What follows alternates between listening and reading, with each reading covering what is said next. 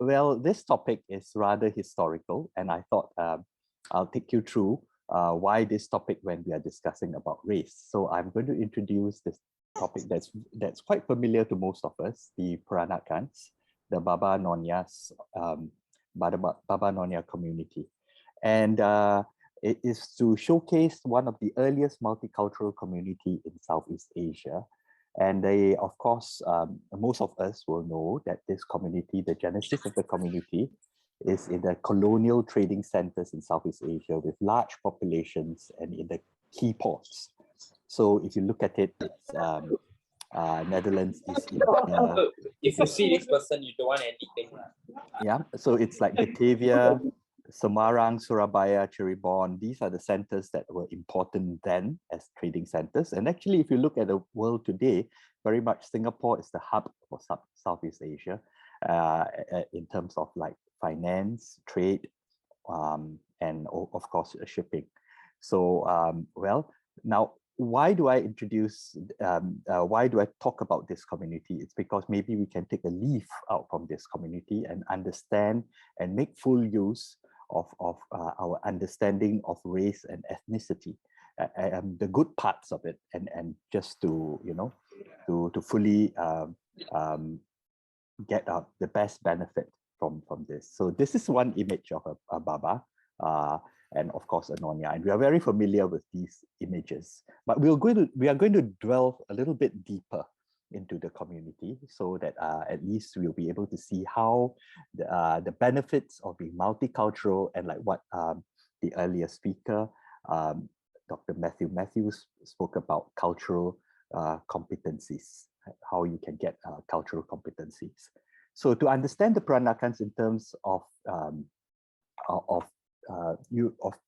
the community, is that how they drew survival skills from a multicultural environment. How did they survive in a multicultural environment? We will explore and understand this community in the turmoils and the great disruptions of the 19th and 20th century.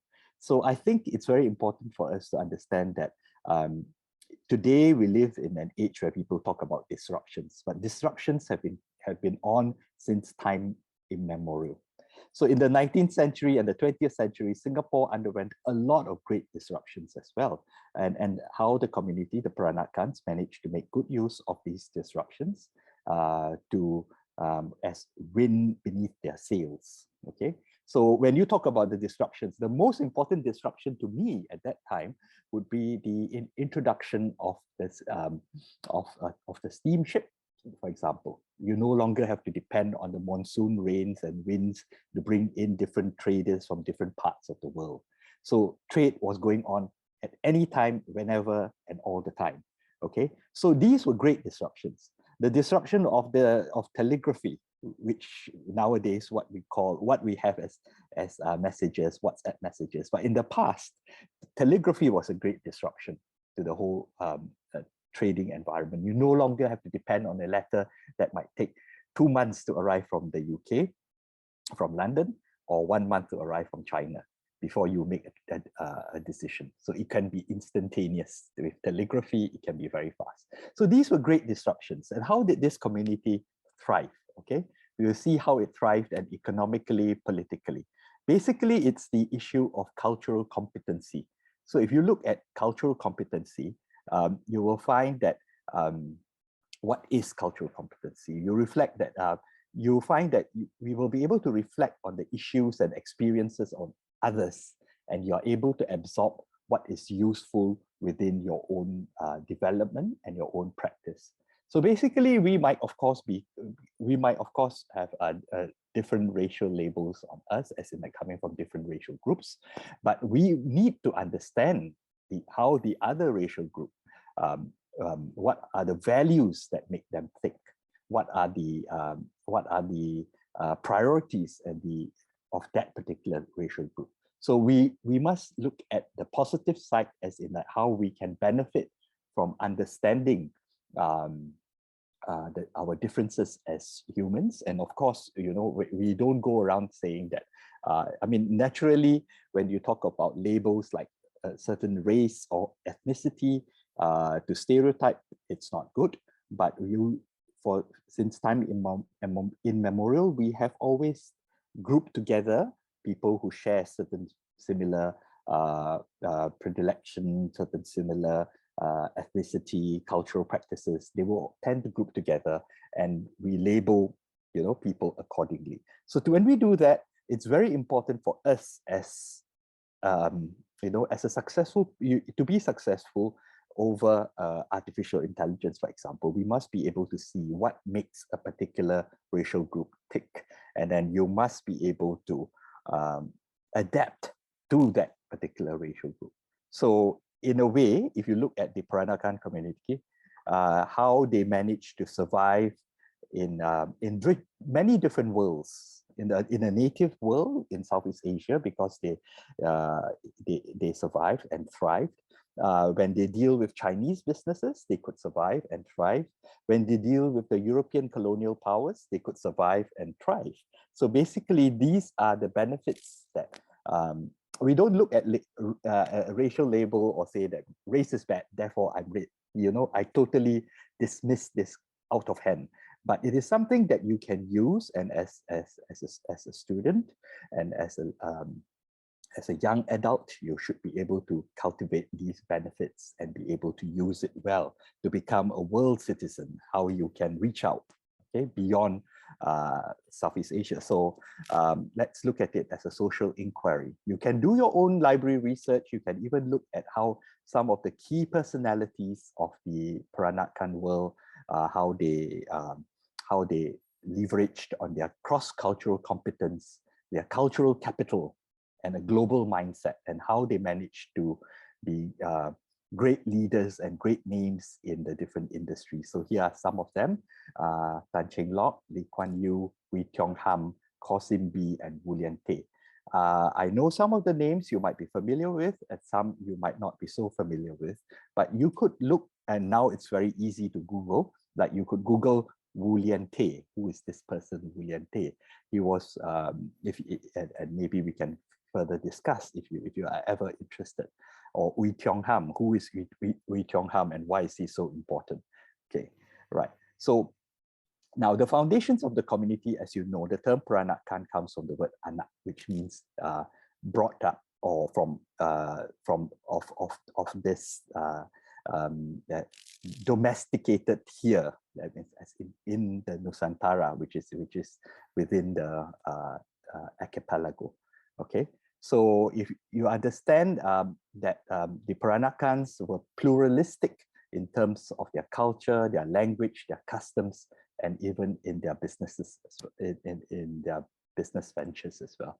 So what do we mean by a plural society? So we have heard of this.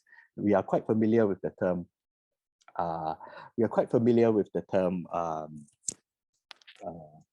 Multicultural society, but prior to that, it was a plural society.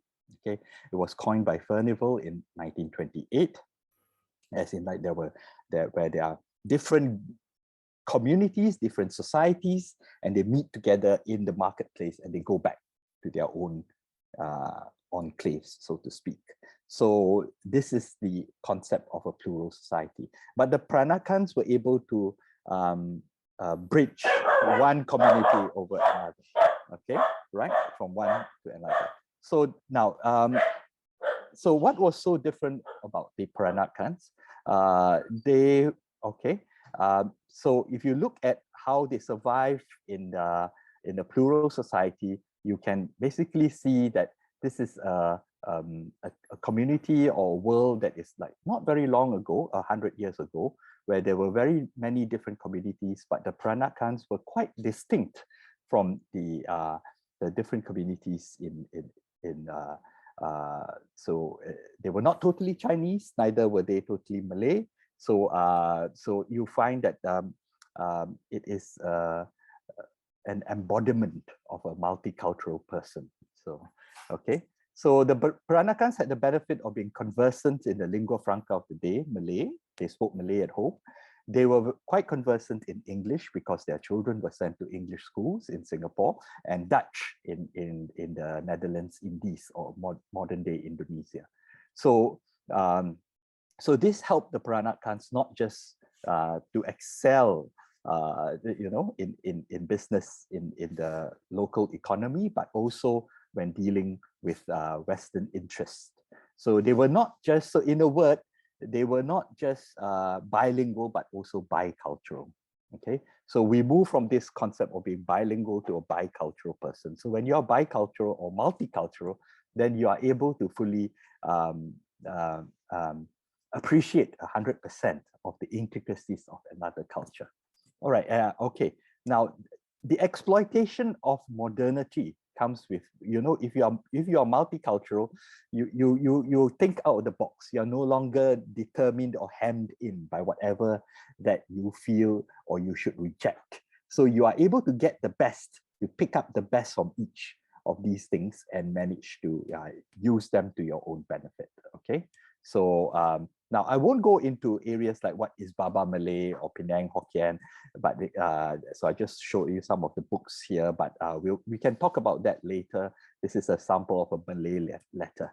But more importantly, let's look at the Peranakans and the economy.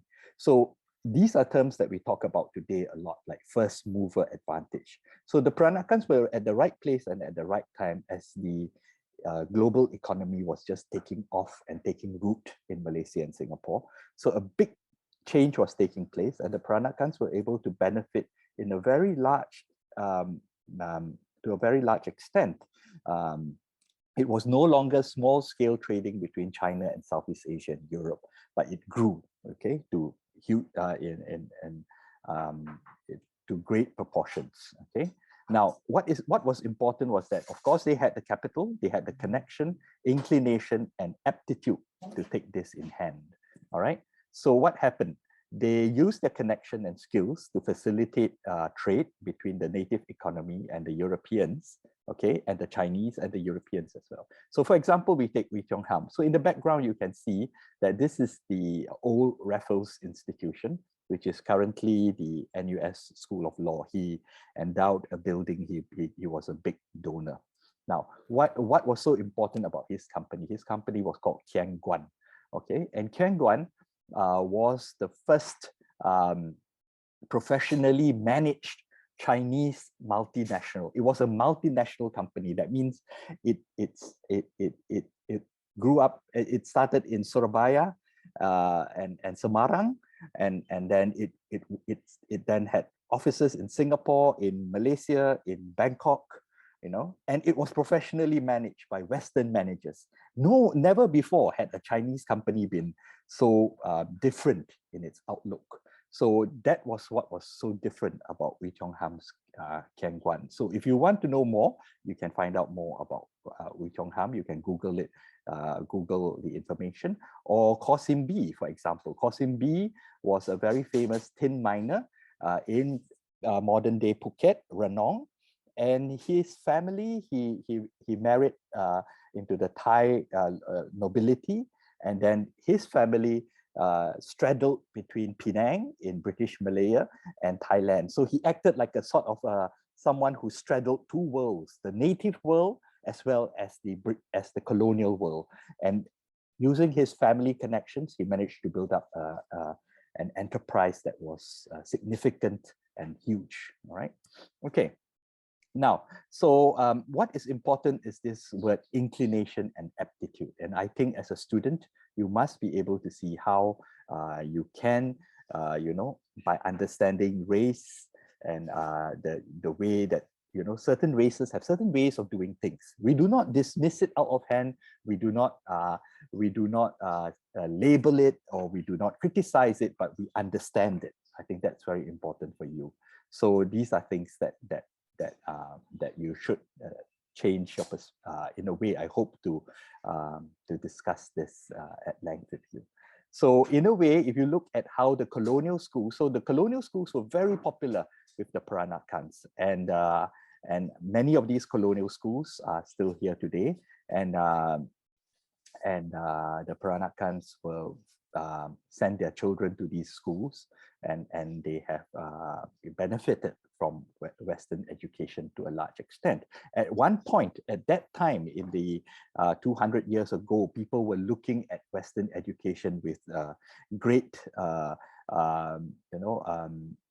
misgivings, as in like it is people were fearful of Western education, which, in a way, how you handle something will actually give you benefits or not.